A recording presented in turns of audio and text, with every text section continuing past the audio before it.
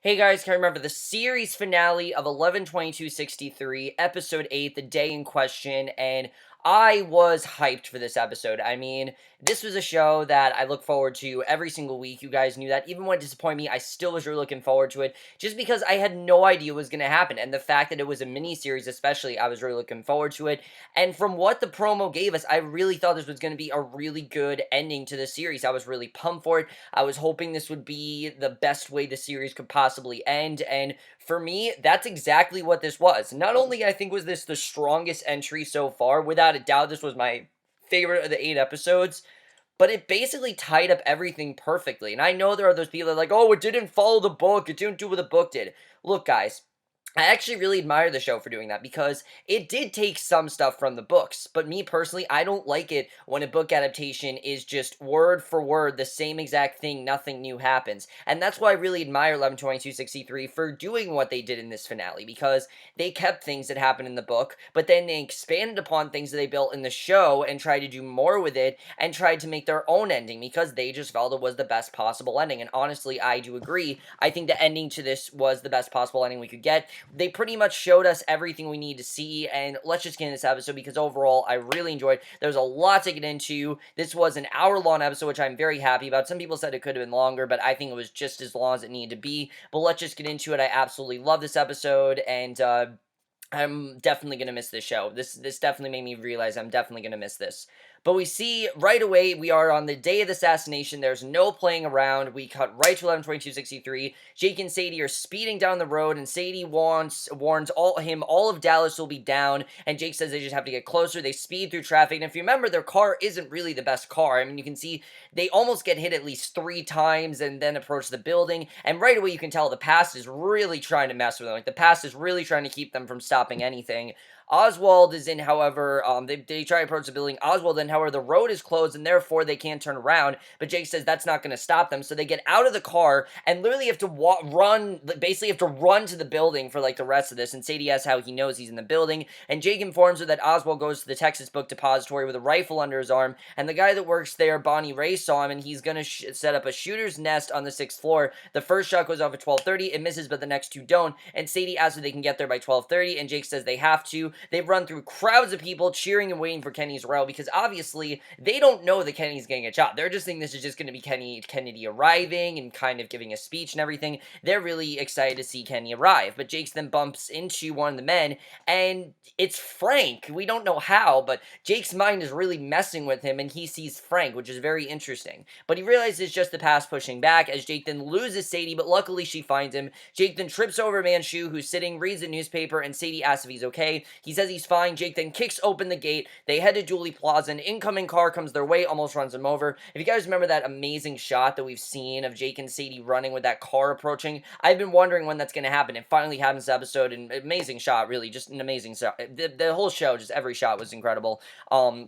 Sadie asks if they caused this, and Jake says just the past trying to stop them and tells her they have to go. They run under the bridge, head to the depository, which is closed, and Jake gets Bonnie Ray's attention. And right away, I mean, this just isn't right. Bonnie Ray is supposed to witness Oswald doing this, and he tells them they need a minute. Jake says he knows Mr. Maynard is the owner in there, and they need to get inside. Bonnie says he doesn't know him, but Maynard told him to close the building at lunch, and Jake says this is not what is supposed to happen. Bonnie says he needs to go. Jake asks if Oswald came to work today. Bonnie says he did. Jake asks if he's in there on the 6th floor. Bonnie says he doesn't know, and Jake says he does because he testified for the Warren Commission, and obviously Bonnie has no idea what Jake is talking about, and Bonnie says to let him go. Jake tells Sadie something's wrong. Jake grabs him by the throat, pulls out a gun. Jake tells Sadie, and obviously Sadie's telling him, don't do anything bad, and Jake tells Sadie something's wrong. He's supposed to know what's going to happen, and if the past change things, anything can happen, which could mean that Oswald shoots at them. Oswald, does kill the president, and that the first shot does kill the president, so basically you have to be prepared as possible because anything can really happen here. So we see Oswald, he's preparing to shoot Kenny in the depository and says they will soon know his name, and I really think they set this up really well. We now understand, like I said last week, we really now understand why Oswald's going to try to kill Kenny. It's not because of the fact that Oswald just wants to kill him, it's because he wants to be remembered, and he wants the FBI to remember him as someone that's, not going to take their shit, and that's exactly how he does that. So Jake tells Bonnie he's not going to hurt him. He just needs him to unlock the door right now. Tells him Oswald's on the 6th floor. He's going to try to kill Kenny, and he needs him to get the police and bring them there right now. Bonnie goes to do so, and Jake and Sadie head into the depository. They climb the stairs, and Oswald meditates and prepares to take a shot. While climbing the stairs, Jake realizes they don't go to the 6th floor, but Sadie informs him that there are stairs that go to the other side, and luckily they'll be able to get there. And the way the scene was done was so well shot, because you're seeing them, and then you're seeing Oswald, and you don't know if they're going to get there in time. And honestly, I did not think they were going to make it, because the yellow card man told him last week, you're not going to change anything, and I was really thinking that was what was going to happen here.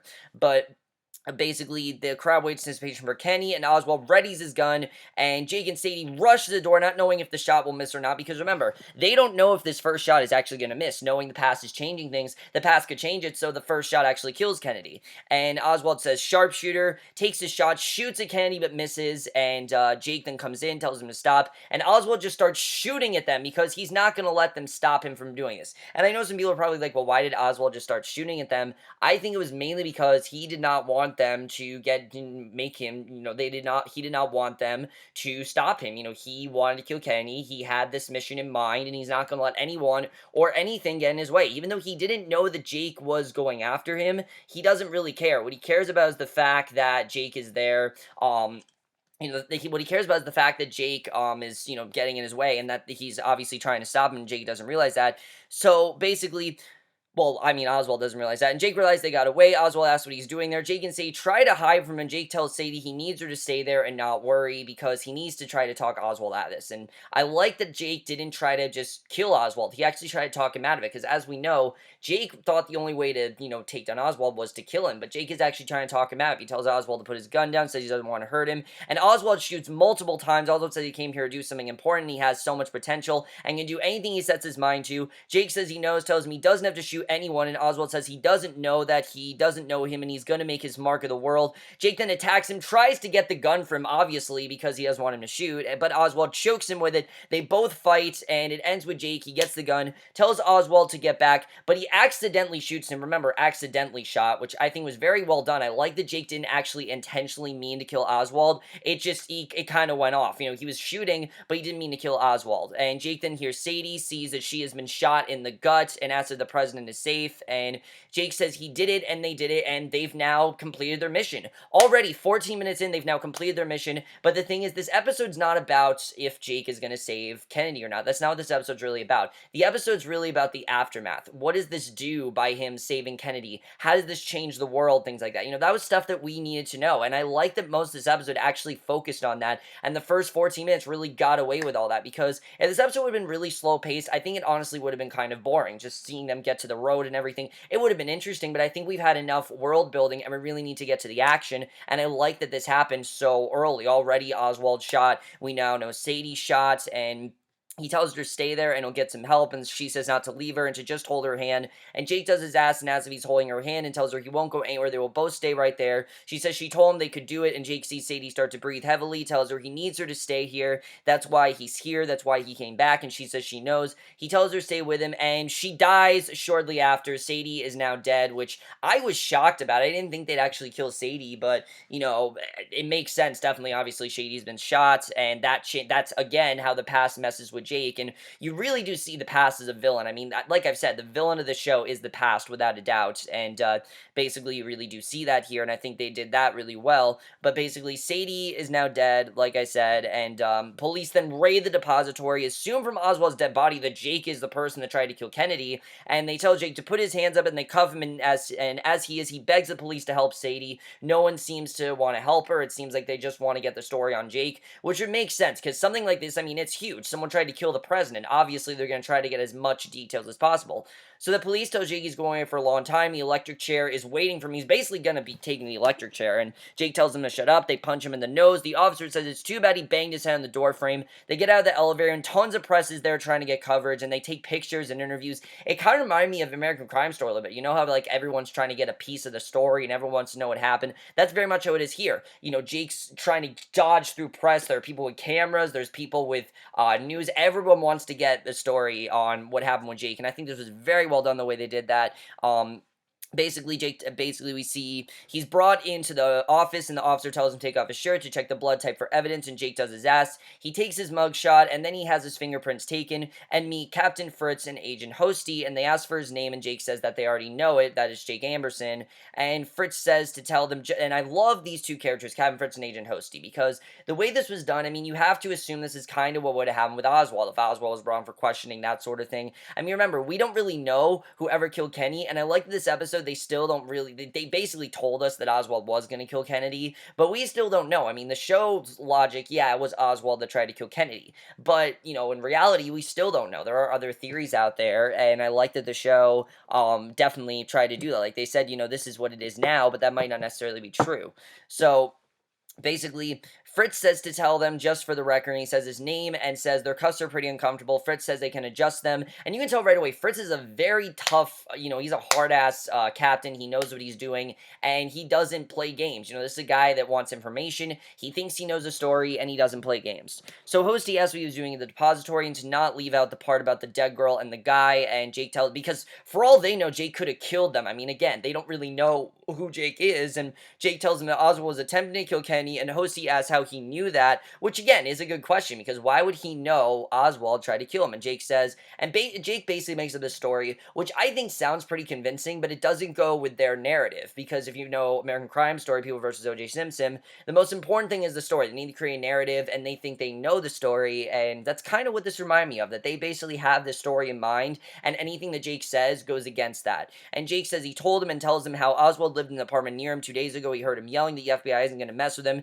He's going to show them. He came downstairs, opened his door, told Jake he's going to show everyone he can do, and he's going to kill the president. And the thing is, we don't know if Oswald actually said this to Jake, because we went so rapidly in time in the last episode that we don't actually know if this actually happened. I mean, Oswald could have very well said to Jake, I'm going to kill the president. And obviously, Oswald asked Jake why he was there, but Oswald didn't really seem that surprised that Jake was the one that tried to stop him, you could tell. And I think maybe this could have happened. Oswald maybe did, in fact, tell Jake this. Obviously, that's not why Jake tried to stop him. It was his mission to do that, but he has to kind of lie, because obviously they're going to think he's crazy if he doesn't. So he told Jake he's going to show everyone what he can do, and Jake thought he was drunk initially, but when he woke up this morning, he couldn't get it out of his head, and he knew that Kenny was in town, and he had a bad feeling, so he went to where Oswald worked, and he thought he could talk him out of it. Fritz asks if he has the story right, and feels it's complete horseshit, because it doesn't at all go with what they're saying. He says his fingerprints are all over the rifle, and they know that Oswald or the rifle under Alex Hiddle, which Fritz thinks is his real name, and Jake says it's not. He's going to railroad him into a bullshit confession, and Fritz says he's Dallas police, he doesn't have to railroad anyone, and Jake asks Hosty why he doesn't stop Oswald. It was his job, and yeah, that's a good question. I mean, he was there. Why didn't he try to stop him? And Hosty tells Fritz to let him talk to Jake alone, and Fritz at first doesn't want to, but Fritz just like, alright, whatever, and Hosty then asks Jake, and he's not thinking that Hosty's gonna get anywhere new with Jake, so he's just like, alright, fine, just do what you need to do, and then we'll do what we need to do with him. So, basically, Hosty asked Jake if there's anything he'd like to tell him, and asked him if his last name is Amberson or Epping, because, they have two different last names here, and they're very confused with what his last name actually is, and Jake once again says the truth, but Hosty tells him that they can speak freely now, and he feels that this is just a lie that Jake's saying. He needs to tell the truth. And Jake asks what this means. Hosty says he wants the name of his handler, give up the man who put him in play, and he can get him out of the spot he's in, and Jake says he doesn't have a handler, he's not a spy, and Hosty says everything Jake has done adds up to that, including the fact that he doesn't have an identity at all prior to 1960, which, yeah, obviously he went to 1960, he doesn't have an identity because of that. Jake asks if he should proceed to the part where his superior will come in there and tells him to burn the letter that Oswald wrote to him 2 days ago, and asks him what it said, and Hosty says the FBI gets crazy letters every day, and Jake says he's covering his ass because Kenny was almost shot in the streets on Hoover's watch. He should have known about it, and asks if he did know about it, and it didn't take it seriously. Hosty says it's a nice theory, and basically his theory, which is very interesting, is that he thinks that Jake, Sadie, and Oswald were Russian assassins, that they were living in the same Dallas apartment building and were called to action to murder Kennedy, and that Jake is the only one that remains to stand trial, and that was the plan all along. And basically, Jake says it doesn't make any sense, obviously, because Oswald was killed with his own rifle, and Hosty says he won't let ballistics get in the way of the truth. People love JFK. The American people need to know who's to blame. It's an easy conviction, and Jake says if he puts him on the stand, he's going to talk about Oswald and the FBI, and he'll give him some details about Hoover's surveillance or JFK and his mom mistress, and then they go on to Marilyn Monroe and Robert Kennedy and ask him if he's spying on, Roberts, and because, that's a good question. Why wouldn't he be spying spying on Bobby Kennedy. Obviously, he'd be spying on Bobby Kennedy because, he could have easily done that. And Hosty says he's not making this any easier, which, yeah, he's not making it easier. And Jake then tells him he didn't kill Kennedy once again. And Hosty says that he knows, and he doesn't care. He doesn't care that Jake didn't kill Kennedy because he feels that he didn't. He feels that Jake's lying. But then, just like Jake says, his superior walks in, tells him exactly what Jake said he was going to tell him, and you can tell that Hosty is not only realizing that Jake's telling the truth, but he's also a little spooked. Like, he can't tell, like, how does he know this? I mean, he has to think through his head, how could he have known that his superior was going to walk in like that? I mean, how could Jake have known that? I mean, we know, of course, how Jake knew that, but Hosty's thinking, how could Jake have possibly known this? And basically, in exactly what he said, and he says all he wanted to do was save Kenny, and Fritz tells Hosty this is his jurisdiction. He thinks that this is his case, he has everything laid out, but Hosty says it's not anymore, and Fritz asks if he thinks the feds are going to tell him how to direct due process, and an officer then comes in and tells Fritz that there's a phone call waiting for Jake, and Fritz says he doesn't care if it's the president, but lets Jake make the phone call, and it's a really nice scene. We see Kennedy and Jackie both thank Jake for what he did, and tell him that, they saved him, and Jackie Kennedy even says that she really felt something bad was going to happen, and it didn't, and he saved her and everything, and luckily because of that,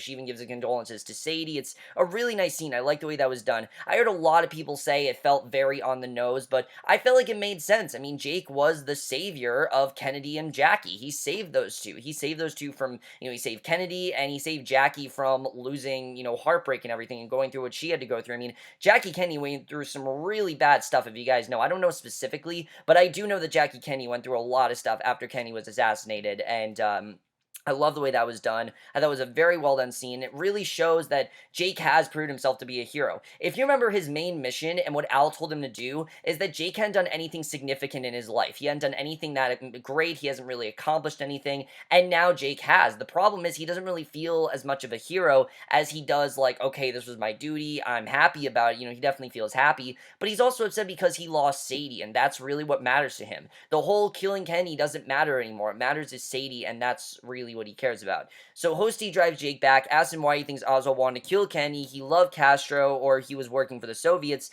and asks how he knew about the letter, and Jake asks if he told him to burn it, and Hosty says he'll tell him if he tells him there's something off about him. He saves the president's life, then walks into that bus station and disappears, and he just doesn't get it, because, for one, they've heard of him, and then they're never going to hear from him again, so they really can't tell, what his angle really is. And Jake just says that he likes privacy, which is a very interesting line, and very interesting, and Hosty says it would be far for him to pull the thread on the story of a hero. If he did, the whole thing would unravel, and the country wants a hero, an American hero, who saved the president's life and values privacy, and says that's how their story will go. Tells Jake he's sorry about Sadie, lets him onto the bus, and it doesn't really matter to him how Jake did it and how he knew about the letter. What matters is that Jake was a hero, and that he's going to be kind of like the symbol for the town now, and he's kind of really regained faith in everyone. So he lets him onto the bus. He goes to the bus station where he sees a video about the assassination attempt on Kenny, and that Oswald is the suspected assassin, and he sees Margaret talking about how even after Oswald's death, he's done more for his country than any other living human being,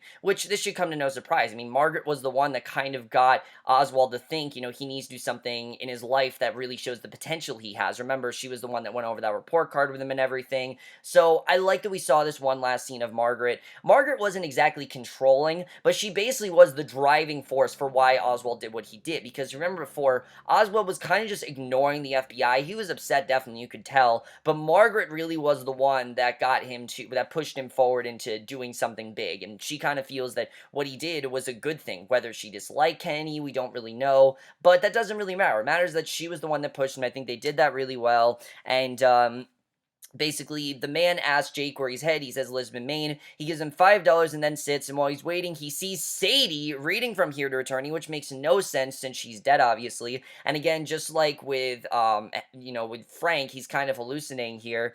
And we see after this, like the first time he met her, he looks at her, then she disappears. He goes on the bus and is let off in Maine. He sees the tree, which obviously, if you remember, the way this all started is that Al told him to carve something into the tree and then see it again. He sees the tree, and he tells Sadie he will fix this and we'll be right back, and he's then back in the present. He's gone back, and we knew this was going to happen. We knew that Jake was going to come back to the present at some point. We spent so much time there in the first episode. We know it was going to happen.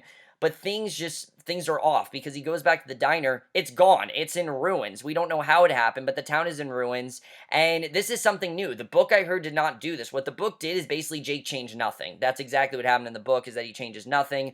But this is way different, and I kind of like this actually. That because of Jake, because of Kenny, not being assassinated, the world is now in ruins, and it's a complete dystopia. And he asks the one about what happened to Al's diner, because obviously he has no idea what's going on, and he didn't even think about this possibly happening. Which I like that this never really triggered in Jake's mind. He just automatically thought that things would be okay. And basically, she says she doesn't know. He walks away, and he then looks inside where the diner used to be, and it's now just a house. And he then sees Harry, who of course doesn't know him because Jake doesn't teach there, and Harry kind of has been on his own. And Harry's life is probably even more tragic than what is. I mean, Harry was definitely tragic before, but at least he had Jake, and at least he was a janitor, and at least he, had sort of a life. He had a job. He, didn't have very good, he had a lot of learning difficulties, as we know, but he had Jake who to motivate him. He had Jake to be his friend, and that was the thing with Harry. And you really see that his life is even worse now. He takes Jake to his home. It's completely underground, and Harry says no one lives there. And he asks Jake where he's from. Jake says Texas, and Harry offers him a drink, says it's very strong. Jake sees a picture of his family and asks Harry if that's his family. And Harry says he thinks he'd know. He came back, and it was him who saved him and his family in 1960, and remembers that he killed Frank, and he knew he'd see him again, but thought he'd be much older, and asks if he's an angel. And Jake says he's not, and asks when did everything change, because obviously he remembers Jake, definitely.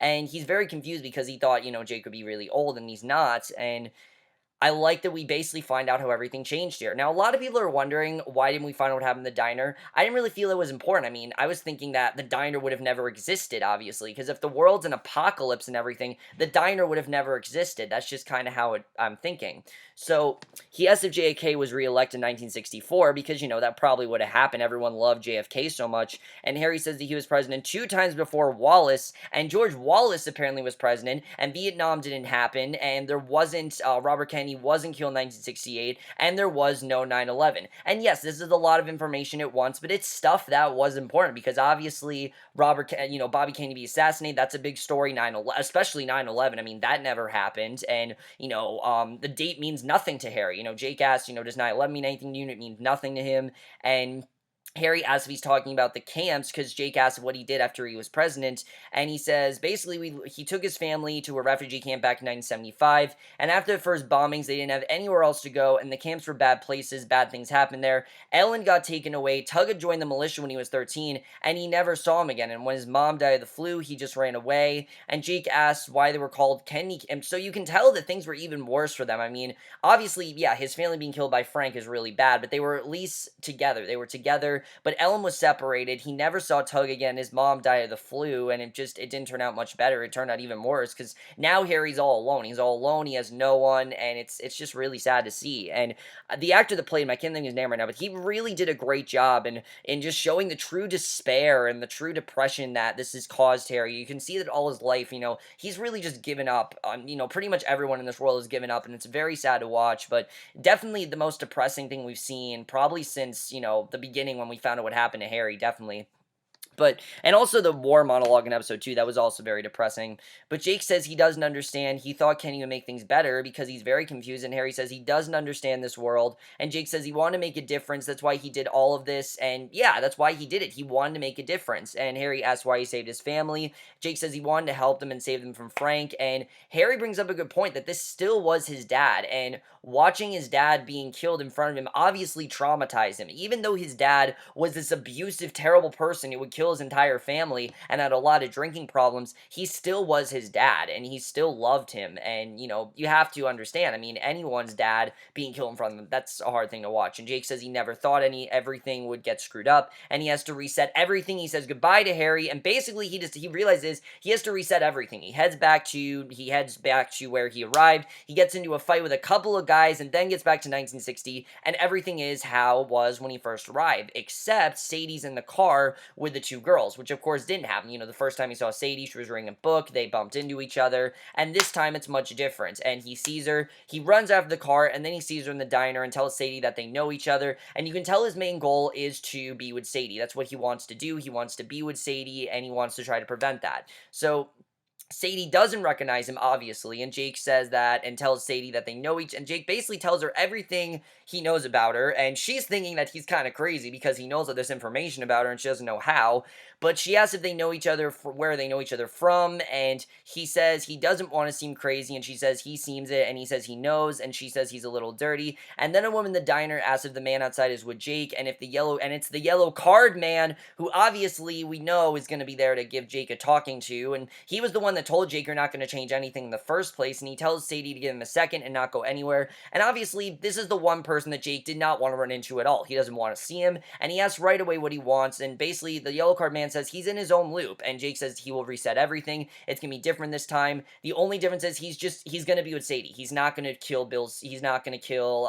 Harry's family. He's not gonna save JFK. He's not gonna interact with Bill. None of that's gonna happen. None of it. And he just wants Sadie and the Yellow Card Man, and he just wants Sadie and the Yellow Card Man says it ends the same over and over. You know, whatever he did, that his son always ended up drowning, if you remember, that was the story. And Jake says it's going to be different, and Sadie asks him, and basically, you know, the Yellow Card Man's telling him nothing can change. Sadie asks him if everything's okay. He says he's just having one of those days. She says he never told her name. He takes her hand. She asks who he is. And I think in his mind, he suddenly decides to actually go with the man's advice. Like, he's thinking, you know what, maybe I shouldn't listen to him and maybe he should listen to him. Basically, he goes away. He says he's sorry he made a mistake. She says it was nice to meet him or see him. She gets back in the car with the girls, introduces herself to him, and Jake then goes back to the present, basically realizing that he can't change anything because, you know, nothing's going to change and there's nothing he can do here. But I do like the way this ended because I was thinking it was just going to end with Jake changing nothing. Not necessarily. I like the way this ended overall because he goes back to the present and everything is back to normal. And it feels like it's been a long time since we've been here, obviously, but in reality, it's only been 2 minutes, as we know, which is very interesting. And he sits on the steps of the diner. Now, the only complaint I would have, and I don't really have a complaint in this episode, is why didn't we see Al? I mean, Al was such a big part of this. He ran the diner. I think it's because Al told Jake everything he knew. Jake already knew what was going on with Al. We're also, I think, supposed to believe that Al died of cancer shortly after. Definitely, I think that's kind of what happened. And, Jake is then in class, tells his students to give him their test, and his student asks if he's okay. He says he's fine, and you see that the students actually care. I mean, remember in the beginning, the students didn't give a shit about Jake, but you can see that they're actually concerned about him, and I like seeing that. So Harry then comes into class, and it's a very emotional scene because, one, the last time he saved Harry, you know, the last time he saw Harry obviously was in that apocalyptic wasteland that doesn't exist, which very much reminded me of Back to the Future with, like, the alternate 1985. I thought that was really cool the way they did that. Kind of like doing Back to the Future, but even darker. Definitely, I think they did that really well. And you definitely got the Stephen King feel there as well. Definitely you felt that. Two, obviously, Jake didn't save his family. And Harry then comes into class and tells Jake he didn't get the promotion he wanted. If you remember way back in the first episode, Jake wanted to get that promotion and he didn't. And he thanks him for putting the word in for him. Jake says he's sorry he didn't help him, but to Harry, he thinks he's just talking about the promotion and he tells him he's a good man. And yeah, that's the thing. Jake is a good man. That's why he saved Harry's family in the first place. That's why Jake did all these things. He is a good man, and that's the thing that Jake needs to understand. And I love the way that scene was done. Really great closure with Harry, definitely, because you see that Harry's always going to be there for Jake. Jake will always try to be there for Harry, and I just love the way that was done.